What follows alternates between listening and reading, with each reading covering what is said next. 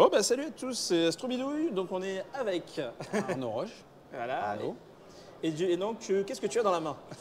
Alors ça, c'est un petit boîtier qu'on appelle le boîtier Astralbox, qui est un dispositif ultra portable de visuel assisté, qui permet en gros de venir faire accéder à des objets peu lumineux, enfin de compléter le visuel, puisque moi je suis plutôt un observateur visuel à la base, avant de me lancer dans ce projet-là, de venir compléter un peu le visuel pour pouvoir en gros accéder à des détails que l'œil ne permet pas de visualiser. Donc de bénéficier de la sensibilité d'un capteur CMOS identique à ce qu'on trouve dans une caméra astro, sans aller jusqu'à l'astrophotographie, qui n'est pas le domaine dans lequel j'ai envie de m'investir. Ouais. Ce qu'il faut préciser, c'est que l'œil est un très mauvais appareil.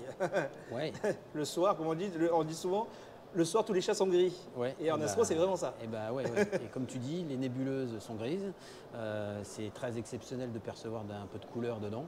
Ça peut arriver, mais il faut être sous un ciel exceptionnellement bon avec un diamètre assez important. 500, 600. Ouais, là je pense que tu peux te faire plaisir, effectivement. Ouais. Mais bon, voilà, c'est pas donné à tout le monde. Beaucoup de gens habitent dans des localités avec de la pollution lumineuse, et donc tu as une partie de ces objets-là qui ne sont pas accessibles. Et je dirais qu'à la manière un petit peu des smart télescopes qui en ce moment font un peu le buzz. Les Varonis, le Sistar. Tous ces dispositifs-là, en fait, l'Astralbox, c'est en gros, je prends toute la partie qui fait le traitement automatique de l'image et je l'extrais de ce télescope-là pour pouvoir le mettre dans le télescope de mon choix. Et donc, éventuellement, d'améliorer le diamètre, parce que le Sistar S50, c'est ni plus ni moins qu'une petite lunette de 50 mm. L'Unistellar, c'est un télescope de 115 de diamètre. Donc, c'est sympa déjà, on fait déjà des belles choses, mais on n'utilise pas son propre matériel. Et moi, j'avais déjà mon matériel. Ouais, et donc, toi, l'idée, c'est d'extraire la partie qui permet de faire l'AVA et de pouvoir la rendre accessible à tout et chacun. Exactement. En gros, le boîtier intègre un petit écran à l'arrière qui te permet de visualiser l'image en direct. Tu as un système de port d'autoguidage aussi qui te permet de commander la monture pour venir corriger les déviances, les déviations du suivi. Et puis, tu as ce fameux capteur à l'avant. Alors aujourd'hui, c'est l'IMX 283 qui est un très gros capteur d'1 pouce. Alors, désolé de parler en anglais. Ouais.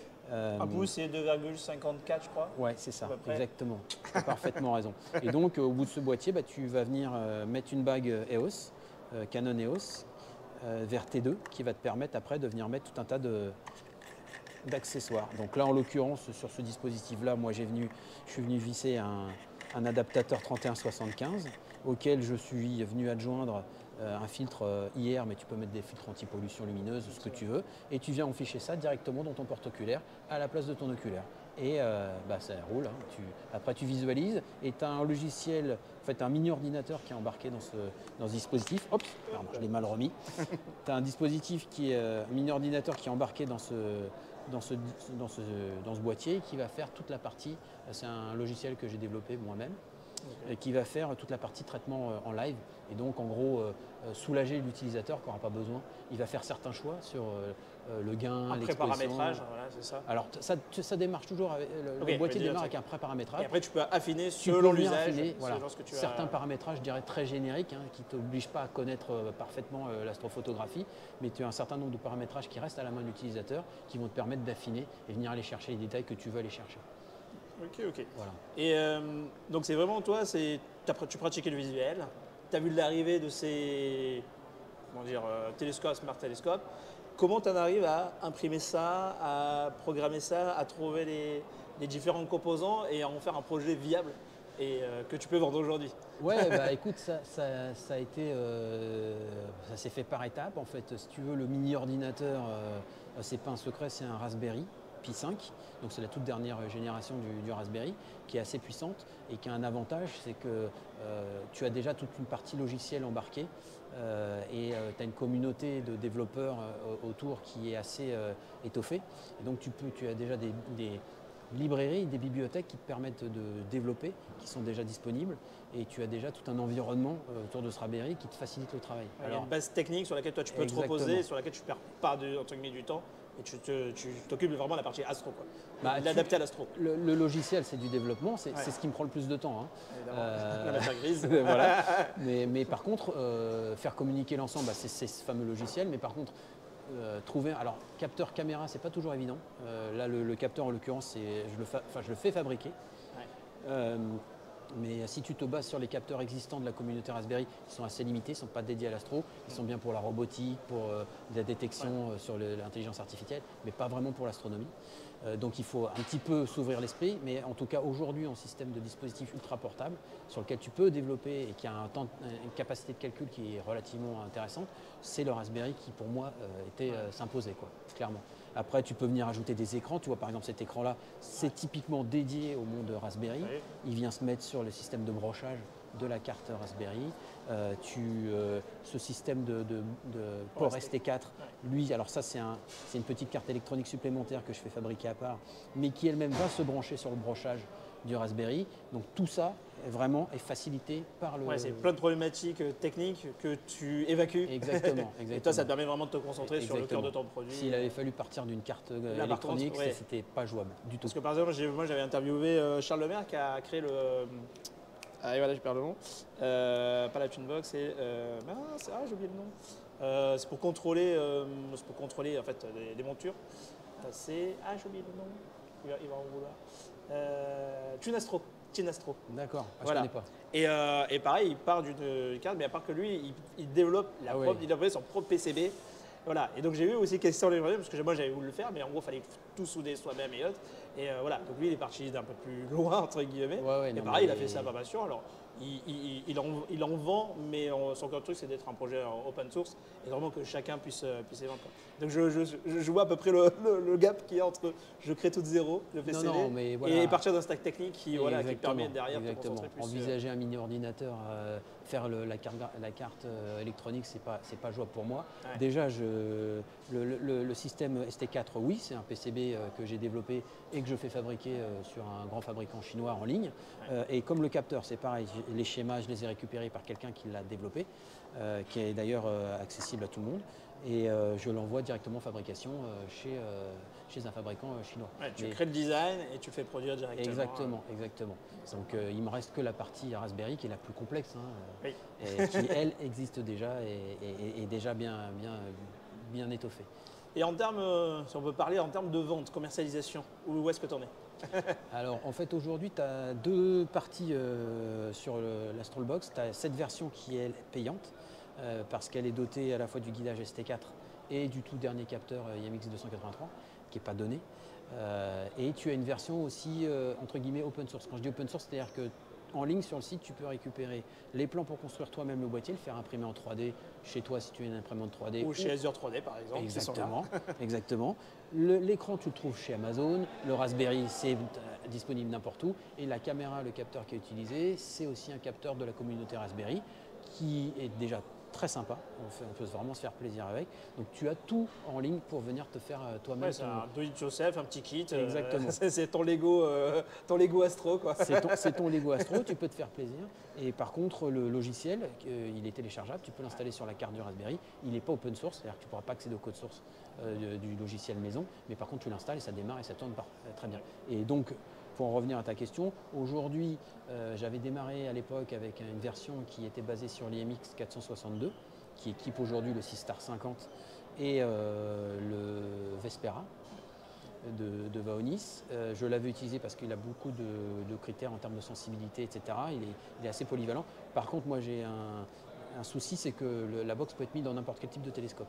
Et donc c'est un petit capteur, ce qui fait que si tu mets ça dans un télescope qui a une focale de 10, comme un C11 ou un n'importe quel autre Schmidt-Cassegrain, tu vas avoir un champ assez rikiki. Et donc je suis parti sur ce capteur-là pour avoir un champ plus grand. Par contre, aujourd'hui, en termes de commercialisation, celui-là il vient de sortir. On est à peu près à 4-5 boîtiers déjà vendus. Sur le précédent, on est sur une quarantaine de boîtiers qui ont déjà été vendus, en incluant des versions de prototypes que j'avais, je dirais, vendues, pas vendues réellement, c'est-à-dire que j'avais fait payer l'électronique, mais je n'avais pas fait payer la partie logicielle. C'est ce qu'on appelle des early adopters, quoi. C'est vraiment les premiers acheteurs et ça permet de toi d'avoir des retours. C'est presque au coût de revient, quoi. C'est genre tu payes pas. Exactement. Et toi, ça te permet d'avoir des retours, voir qu'est-ce qu'il faut améliorer. Et à partir de ça, construire un truc entre guillemets beaucoup plus viable et commercialisable. Exactement. Et ça se développe. Moi, j'ai des utilisateurs aux États-Unis, j'en ai pas mal en France aussi, évidemment, en Angleterre, en Italie, en Allemagne et en Belgique. Alors, le gros, c'est la France et les États-Unis. et un petit peu moins sur les autres pays européens. Après, ce qu'il faut savoir, c'est que je ne vise pas une industrialisation en grand nombre. C'est-à-dire que j'ai un stock limité, je fabrique à la commande. Et donc, je ne veux pas partir sur 50 exemplaires par jour. Ouais. C'est pas gérable pour moi et j'ai pas envie que le projet parte comme ça, quoi. Oui, et après, il Voilà. faut que les clients suivent, quoi. C'est-à-dire, si tu prends 50 mecs derrière, toi, ça te met en difficulté. Voilà, exactement. Il faut avancer, Comment les dire, fonds. tu sais, c'est le just in time, quoi. Exactement, exactement. C'est la demande, tu fais ta petite réserve pour les X et après tu vends et tu Exactement. refais passer, quoi. Et en limitant les stocks, ça me permet aussi de pouvoir faire évoluer le matériel assez rapidement. Quand oui, j'ai c'est écoulé ça. mon stock, tu vois, pour le passage de l'IMX 462 au Raspberry. Alors l'IMX 462 était sur un Raspberry Pi 4. Et j'ai tout basculé techniquement sur un nouveau Raspberry, sur un nouveau capteur. Ça m'a pris en gros 3-4 mois. Ça a été assez rapide. Ouais, Ça a été très rapide. Pourquoi ça a été rapide? Parce que en fait, j'ai facilement pu me procurer les composants sans me dire il faut que j'écoule un stock pas possible de IMX 462 et donc voilà, faire bénéficier rapidement aux utilisateurs de ces innovations. donc en fait, l'avantage d'avoir de peu quantité et du coup, ça te permet d'avoir comment dire, des cycles de développement assez courts. Et toi, en plus, tu es encore au début, donc ça te permet aussi d'améliorer le produit. Et alors après, peut-être à un moment, ça prendra son envol et là, peut-être, je te poserai la question. Ouais, après, est-ce que c'est vraiment ce que je recherche? Je ne sais pas. Peut-être pas. Après, c'est vrai que c'est aussi ce qu'on peut dire un marché de niche, donc aussi. Oui, voilà, exactement. Et parce que c'est vrai que ça va être plutôt pour des amateurs. C'est vrai que pour comment dire, des clubs, c'est vrai que pour des diffusions sur des écrans et tout, voilà, moi qui ai déjà fait quelques soirées dans mon quartier, c'est vrai que c'est toujours assez déceptif d'avoir une tâche grisâtre. Alors voilà, ça c'est M31, le truc et tout. Et c'est vrai que tu montes ton boîtier, voilà, c'est vrai qu'avec l'année catastrophique qu'on a eue en 2024, je n'ai pas pu en faire. Mais c'est vrai que moi, typiquement, pour des genres de soirée, c'est vrai que ce serait l'idéal de pouvoir montrer voilà ce que c'est réellement quand vous avez du signal qui rentre dans vos yeux. C'est vraiment pas mal. Et c'est vrai que pour des clubs, je vois ça, c'est vrai que pour les clubs, c'est pas mal. Et c'est vrai que pour quelqu'un qui veut faire de l'astro, mais qui peut être déçu, qui a peut-être un premier instrument, qui est un peu déçu, et qui ne veut pas faire de l'astrophoto parce que voilà, c'est autre chose. C'est un investissement. C'est autre chose. Là, c'est vraiment un boîtier tout en un. Tout en un, ouais. Tu accèdes très rapidement à des détails sur les nébuleuses. Et en plus, c'est ça, c'est qu'en fait, entre j'installe, entre guillemets, je paramètre et encore, c'est pré-paramétré, le résultat est très rapide. Alors quand tu fais de l'astrophoto, il faut brancher, il faut faire la connectique, il faut faire le réglage, il faut faire le truc et tout, tu peux vite te décourager. Et c'est vrai qu'en astro, on a parfois tendance à se décourager à cause de ça, quoi. En disant, c'est pas fait pour moi, c'est trop technique, quoi. Ouais. Après, ça t'affranchit pas de tout. C'est-à-dire que il faut quand même que tu saches faire une mise en station avec l'Astrolbox. Le suivi est important, comme en astrophotographie. Donc, il faut que tu saches faire ce genre de mise en station. Tu peux l'utiliser sur une monture altazimutal motorisée, ça marche, il n'y a pas de problème. Par contre, alors sur l'altazimutal, la notion de mise en station est sur 2 étoiles. C'est le calibrage, voilà, mais il faut que tu sois quand même relativement bien à plat. Si ton go-to il n'est pas bon, ça veut dire que tu n'as pas fait une bonne mise en station. Donc forcément, quand tu vas mettre le boîtier, tu vas avoir potentiellement une dérive qui va te gonfler rapidement. C'est certain. Donc sur une monture équatoriale, c'est pareil. Alors tu as le guidage ST4 qui va te permettre de corriger, mais si tu as fait n'importe quoi, ça ne marchera pas. Hein. Exactement, il faut que les bases soient bonnes avant que… Voilà. Donc c'est vrai que ça ne va pas y aller tout le monde débutant, mais quelqu'un, par exemple comme moi, pareil.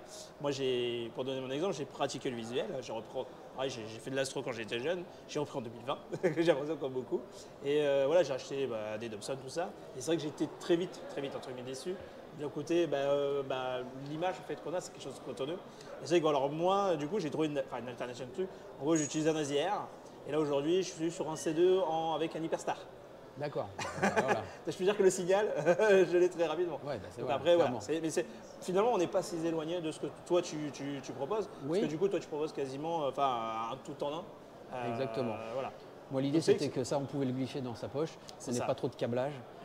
Que tu n'aies pas besoin de trop de batterie, de machin, de trucs. L'ASIR, il y a quand même un peu de câblage. Ah oui, il faut que tu aies une batterie. Pas négligeable, voilà. exactement. Donc là, tu viens, tu mets ça dans le porte-oculaire et puis c'est parti, quoi. Ouais, ça, c'est plutôt cool. Bon, super. Merci d'avoir répondu et qui sait, une prochaine. Avec plaisir.